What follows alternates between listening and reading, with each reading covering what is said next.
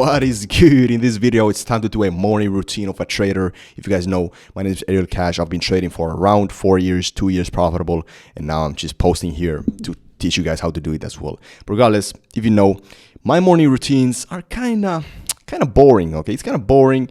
It's nothing crazy. I don't do cold plunges. I don't do anything crazy like most of these influencers online do. All I do is just focus on the charts, focus, drink coffee, drink water. Okay, you guys have to stay hydrated. Okay, always stay hydrated, and just focus on the markets. Okay, don't do this all external shit. I mean, you can if you want to. Okay, cold plunges are amazing, saunas are amazing. I do that, but not in the mornings. And if you know, you gotta just stay focused. Use all of that brain energy that God gave you and just full focus on the stuff that actually matters. Okay, all that other stuff is good, but now it is time to go into the markets and let's focus. Let's go. All right, so right now we're actually starting to form up this one setup right here on NASDAQ.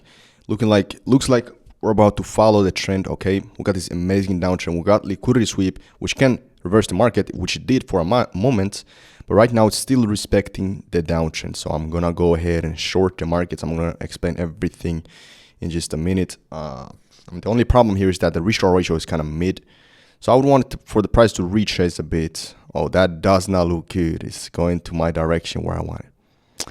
Anyways, this is one of the key pillars to trading. Always have a great risk ratio and don't settle for shit.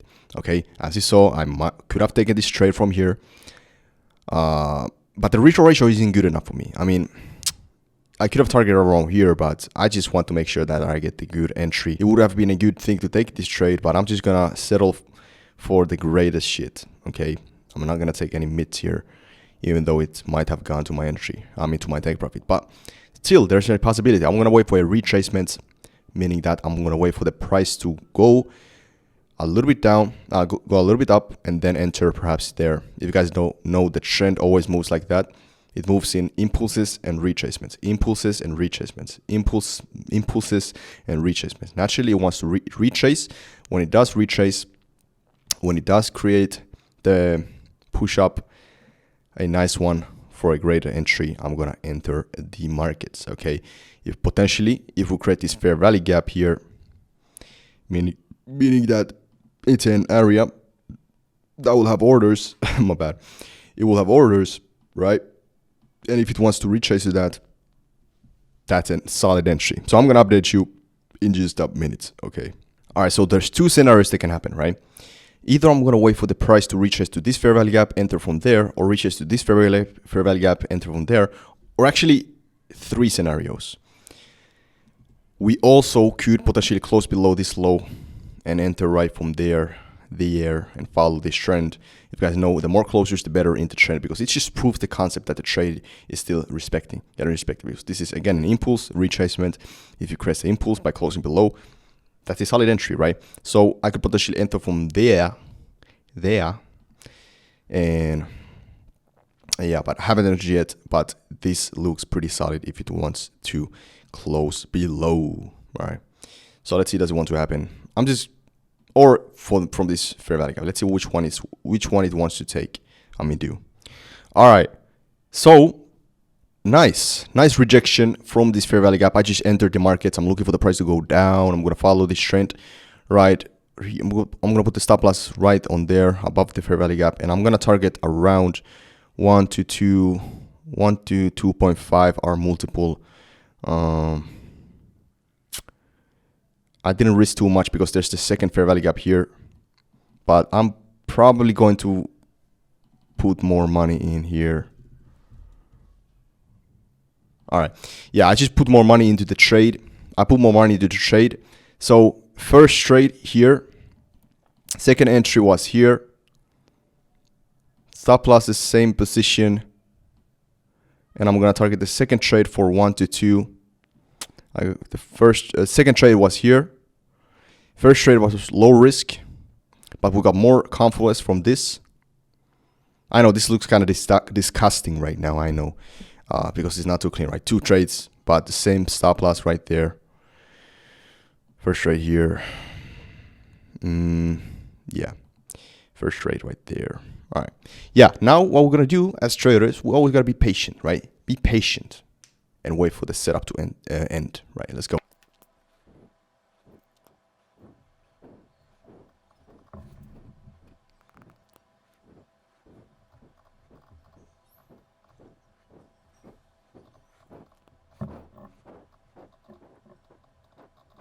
All right. First trade, TP hit. I mean, shit, I'm just gonna let it run, bro. I'm just gonna let it run. I'm gonna let it run on both of these. All right, fuck it. 2 trades. I'm gonna let it run. So first trade was 1-to-4 risk-reward ratio. Second trade is 1.7 with more risk. So I'm just gonna let it fucking run. Let it. Oh, whoo. But guys, in these kind of scenarios, you just gotta stay patient. Gotta stay patient. All right.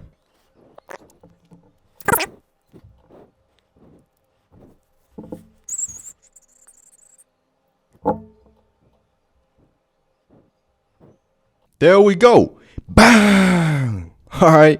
2 freaking trades. 1 and done, okay? I mean, 2 and done, I guess I meant to say. 2 trades. How we do it, all we gotta do, guys, boys, girls, is to follow the freaking trend. All right, beautiful that trade. Let me do a quick little recap. As you can see, 2 entries. First one was 1-to-4 risk-reward ratio with low risk. Second entry was 1.7 risk-reward ratio with a little bit more risk. Beautiful. Shit is done, okay? So pretty much session opened here, 9:30 a.m. Eastern Standard Time. New York Stock Exchange opens. You should always trade in the session open because there will be the most volume, most opportunities, most money will be made, right? Hold on, let me just show you the P&L real quick. So as you can see, these are the 2 trades. First trade, net P&L 1.7K. Second trade, net P&L 888, right? And this is the overall P&L, okay? How much I actually made today. But regardless, session open, like I said, 9:30. We got actually a bunch of liquidity is taken, right? When the session opened, we got this liquidity, this liquidity, this liquidity, this liquidity. And you guys may wonder, well, why didn't I buy the market since there was a lot of liquidity that can most definitely reverse the market? Well, if you guys know me, I want to see something after the liquidity for me to actually see that reversal entry, see that trade against the trend after liquidity, which is a market share shift. But what did we do? Took out liquidities. What happened? Nothing happened, okay? I mean, in the first trade, this was before the session actually opened. I don't trade before the session opened. We got the MSS, right? We got 2 closures, right? We got first closure, second closure, but that's not good enough for me because session opens, we start to go in the original trend.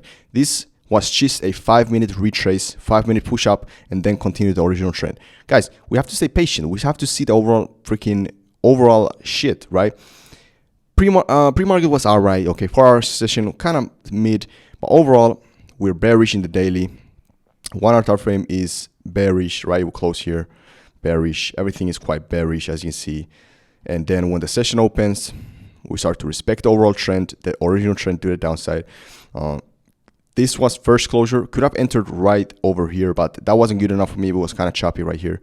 Then the second was, could have potentially entered right here as well, but I didn't. The risk-reward ratio wasn't good enough for me. And then I placed this fair value gap here. We got a push up from there. I entered right here when the price started to go down from here. Okay, didn't risk much. Why? Because we had the second. I mean, the first fair value gap was here, which had a potentially would want to tap into this as well and stop me out. So I risked less in the first trade right here, and then the price want to go even more down. So I just let's re-enter. I enter right here as a second entry, more risk, a little bit lower risk-reward ratio, and overall both got hits. And I targeted for this 1.7, this 1.4, 1-to-4 risk-reward ratio, 1-to-7 risk-reward ratio, 1-to-1.7 risk-reward ratio, I'm going to say. So overall around with like 1.5 hour multiple made today, almost 1.6. Beautiful trades, beautiful shit. And I didn't target overall any liquidity because this is just how to follow the trend, okay? Shit is beautiful. Could potentially look for more entries, follow the trend to the downside, but that's good enough for me. And you guys may wonder, well, why am I not looking for any more trades? Well, it's simple. I don't usually like to look for too many entries. I used to always spam trades. Didn't do good for my trading, right? And then I was like, okay, fuck it. What if we just take 1 or 2 entries, high quality, high shit, good shit? It makes me more money. That's how it goes. Always aim for the greatest trades in quality over quantity, right? That's how you succeed in trading. That's how you succeed in life. And yeah, man, I just came from Dubai. Make sure to stay tuned because next week on Friday, the greatest vlog of the year will be here in this channel. Okay, stay tuned for that. And if you did enjoy this video, make sure to like and sub. As usual, I'll see you on the other side. Peace out.